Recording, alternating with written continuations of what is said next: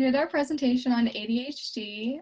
This presentation was created by Deanna, Rachel, Maddie, Molly. and Ariana.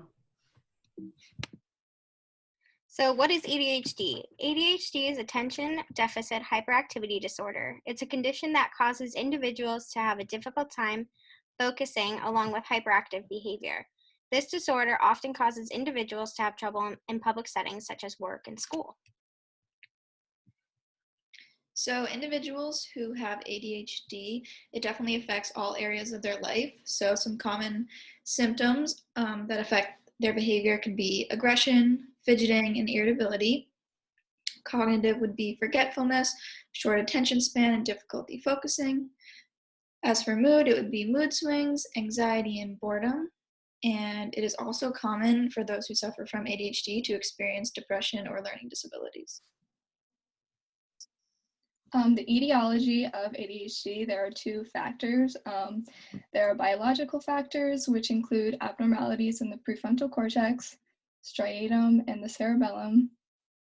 Children with ADHD are neurologically immature, which means that their brains are slower to develop in children with ADHD as opposed to children without ADHD.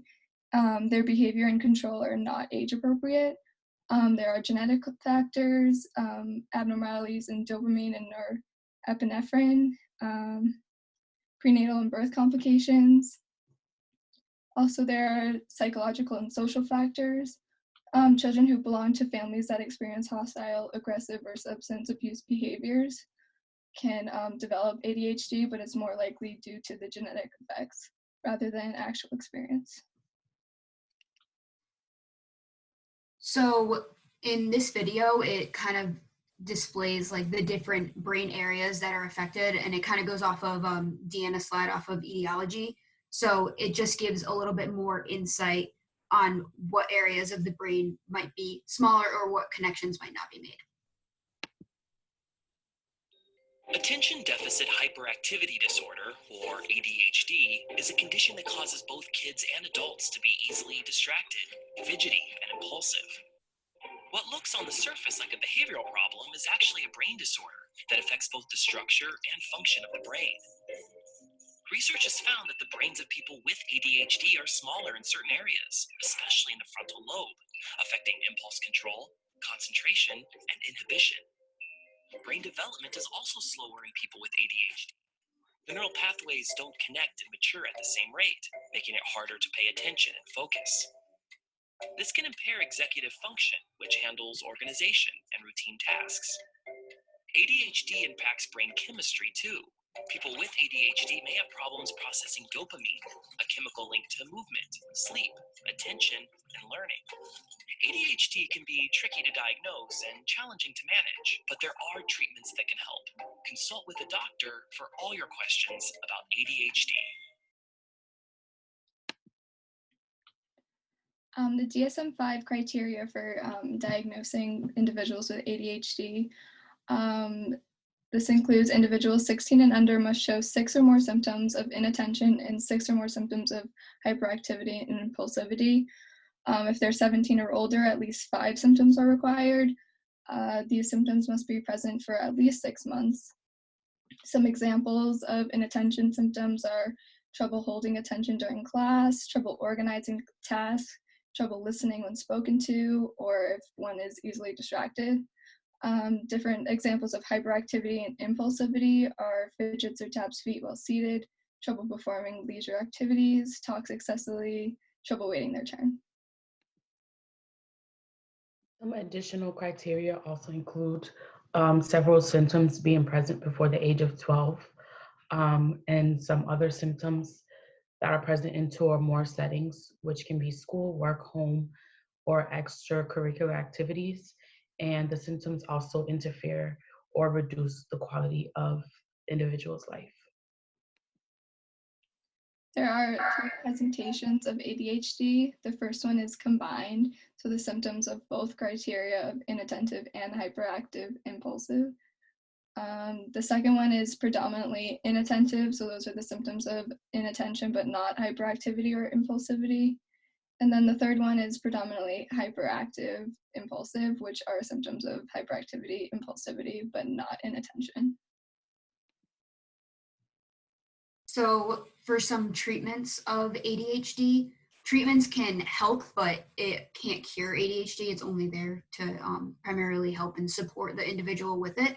So there's some therapies that go along with it. There's support groups that people can be involved in, and these kind of give a sense of community, and they can see other individuals that are also struggling with the same disorder. There's also cognitive behavioral therapy, which challenges negative thoughts about self and the disorder and also the world, and then to diminish the unwanted behavior. There's anger management. It's said that people who tend to have ADHD could develop some aggressive tendencies. So anger management can kind of help cope and like find strategies to handle that anger. And then there's also family therapy, which just deals with talking to the individual's family and kind of then getting more of an idea of how to better help and support that individual within a family setting, and then also when they're out in the world with them. And then there's also applied behavioral analysis. And that just focuses on improving the specifics of the behavior. And this can include social skills and communication, or like reading, academics, and hygiene. So there's also some biological ways to treat ADHD. So some can be seen as medications. There's three main types. There's stimulants, cognitive enhancers, and then antihypertensive meds.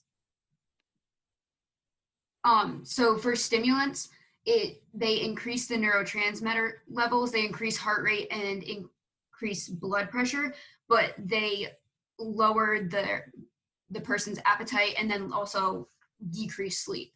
So some of those are methylphenidate, which is Ritalin, or amphetamine, and then also dextroamphetamine. So the dexo one, when it's combined with the amphetamine, that makes Adderall. And when looking at that picture, it shows like the different, like when using Ritalin, it blocks the dopamine transmitters. So then it causes an increase in dopamine at the synapse. The stimulants are the most common medications that are used in treating ADHD. Some other treatment is cognitive enhancing medications. So this increases mental function, lowers blood pressure, and then it helps balance mood if that's a symptom that's present with the person with ADHD. So some of these are atomextine, which are Strattera, and then guanfacine. And then there's also antihypertensive drugs, and often they're combined with stimulants to like reduce the side effects and then also reduce blood pressure. So clonidine, which is the common one, is Cavpay, is included with antihypertensive drugs. Some common side effects between all of them are dizziness, loss of appetite, drowsiness or being constantly tired, losing weight, dry mouth, and then having stomach pains or stomach problems. So we interviewed a college student who is actually diagnosed with ADHD, and we came up with a couple questions. So the first one was, when were you diagnosed? So this person was diagnosed when they were around the age of 10. And they said that when they were first diagnosed, it took them a really long time to accept it, which is very interesting. So we asked if there was any stigma around having ADHD, and this person said, I definitely feel that there was. It took me a long time to actually tell people about it because I felt embarrassed. I used to have to sit on a movable cushion in elementary school because I couldn't sit still in my seat. I always felt like people were judging me because I was different than them. When I finally came to accept my disorder, I was proud of myself. I felt that I had overcome a huge milestone in my life. So continued.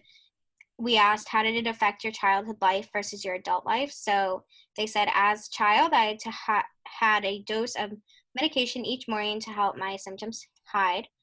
My personal symptoms consisted of inability to focus and hyperactivity. And then we asked, in any, what form of treatment did you use? And they said, I started out with therapy each week, but when that was not working, I was prescribed methylphenidate, which is a stimulant. I was to take it each morning after eating breakfast. And then they said when I was around the age of 16, I was prescribed another dose that I was to take in the afternoon, which lasted 2 to 3 hours. And they said, I'm happy that I began to take the medication less and only take it for tests or when I need to be completely focused. So that really gives us a taste in someone who is going through this. So we did a case study, and we chose Michael Phelps. And the reason for this is because not only is he well known, but it's also good to show how even though this ADHD can be somewhat debilitating and debilitating to people, there's still ways that people can accomplish things. So as a young child, he struggled with inattention, and teachers always expressed their concerns for his ability to focus on his work. And he was quoted saying that he simply could not sit still, and it was very difficult for him to focus on one thing at a time. He was diagnosed in the 6th grade around the age of 10. And that's around the same time that he discovered his talent for swimming. And he was also unable to focus in class, but his mother explained that he could swim for hours at a time in the pool. His mom was also a teacher, so she was able to help him focus on certain subjects by incorporating his passion for swimming. She did this with math problems, or sometimes she would use, if he was not doing well in school, she would kind of use it as a consequence. Michael also decided he didn't want to take his stimulant medications around the same time that he was diagnosed. And when he discontinued, his mother said that he was doing very well without it. And he went on to compete in the 2000 Summer Olympics at the age of 15.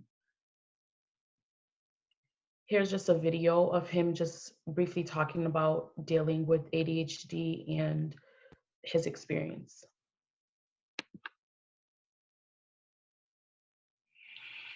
What's up, guys? I'm Michael Phelps. I'm an Olympic champion, and I have ADHD. Growing up, I was somebody who was always constantly bouncing off the wall. I could never sit still. If I could go back in time and tell my younger self something, I would tell him to believe what's in his heart and never ever give up. That's something that I've lived with my whole entire life and will continue to live with. It's been something that's changed my life since the beginning. I think the biggest thing for me, once I found that it was okay to talk to somebody and seek help, I think that's something that has changed my life forever. And now I'm able to live life to its fullest. I had kids who, we were all in the same class, and teachers would treat them differently than they would treat me. I had a teacher tell me that I would never amount to anything and I would never be successful. So it was a challenge and it was a struggle, but for me, it was something I'm thankful happened, and I'm thankful that I am how I am. I look at myself every day and I'm so proud and so happy of who I am and who I've been able to become.